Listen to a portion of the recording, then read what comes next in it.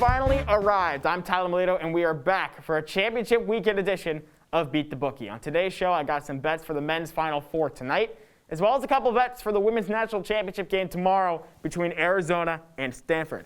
It has been a roller coaster type of a year with postponements and cancellations, and heck, not even the March Madness bubble could keep COVID-19 out, although just for one game. I don't like giving the NCAA credit for things because they do botch a lot of them, but here I will give them a little bit of credit for pulling this one off.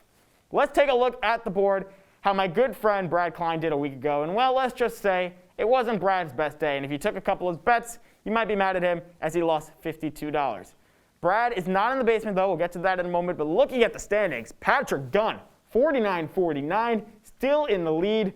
And I don't think anyone's going to catch him. Maybe I will. Brad might not be going out for a steak dinner tonight, but at least he's not Owen Valentine, who lost $61.39. It hasn't been a great semester for us here at the Beat the Bookie. Down 132.56, but I'm going to try the right to ship. So without further ado, let's make some straight cash, homie. Shout out Randy Moss. UCLA is just the second team ever to make the Final Four after playing in the first four, the first being VCU in 2010-2011. Ironically, both teams were 11 seeds. VCU's run came to an end against an 8 seed in Butler, 70-62. The Bruins, who have a much taller task than the Rams did a decade ago, they will take on the top team in college basketball all season in Gonzaga. With a spread at minus 14.5 and $115, minus 115, give me $10 on the Zags for covering. 7 times all season did the Zags win by 14 points or fewer, and all their West Coast Conference games and their NCAA tournament games, they have won by more than 14. Speaking of the winning margin, I'm also going to put a nice $10 bet on the Zags, winning by 17 to 20 points at plus 500. A high-risk bet because the expectation is the Bruins will get blown out of proportion, but also a very high reward if the Bruins can hang around. Average margin of victory for the Zags in their 2 West Coast Conference tournament games and 3 out of their NCAA tournament games, excluding the first-round game against Norfolk State, is 17.5. How about a bet on UCLA? Better yet, how about a parlay? Johnny Juzang transferred from Kentucky to UCLA after the 2019-2020 season, and it appears he had made the right choice. He has led the team in scoring at 15.5, while also shooting 42.9% from the field and 90% from the free throw line. Pretty darn good if I say so myself. So here's the parlay. Bet $10 to win 620 at plus 6,200. Juzang, 25 or more points. He had 2 25-plus point games in the NCAA tournament so far. And he also needs 4 or more assists and 8 or more rebounds. Those last 2 stats are a little concerning in terms of the parlay, as he just has 4 assists all tournament and 18 total rebounds. But hey, it's the Final Four. Go big or go home, am I right? I don't know many people who would have thought that Houston would be one of the last 4 teams remaining when the college basketball season started, but here we are. After narrowly beating Rutgers in the round of 32, the Cougars cruised past Syracuse in the Sweet 16, winning by 16, then looked really solid against Oregon State in the Elite 8, despite winning just by 6.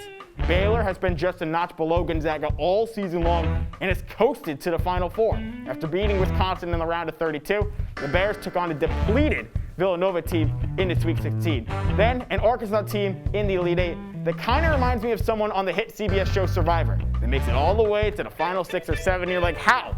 They've barely done anything all game. But Bears have been solid. Sick 'em Bears. With Defensive Player of the Year in Davion Mitchell, look for him to be tasked with slowing down Quinn Grimes for Houston.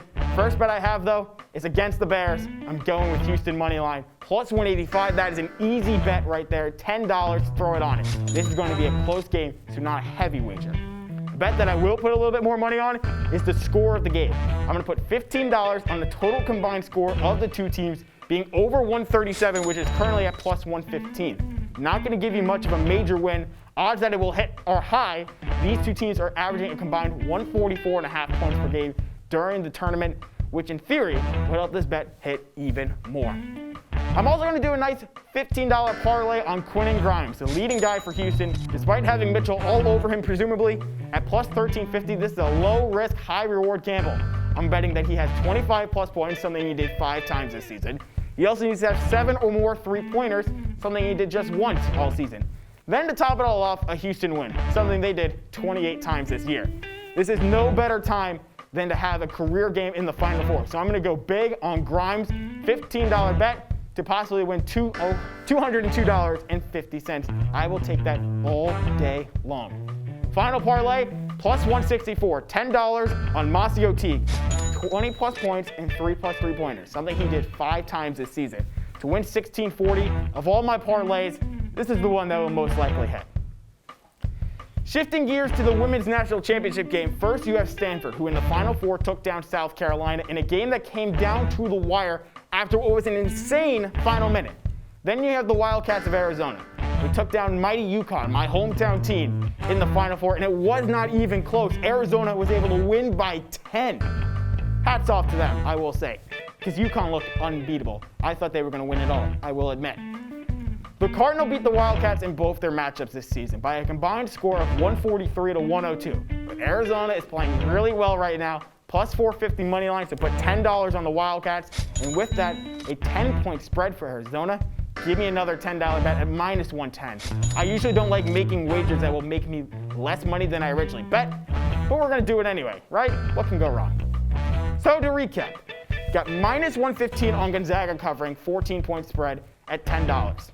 Then you got at plus 500 Gonzaga winning by 17 to 20 points, another $10 bet. Parlay on Johnny Juzang, $10 once more to win 620 at plus 6,200. 25 or more points, 4 or more assists, 8 or more rebounds.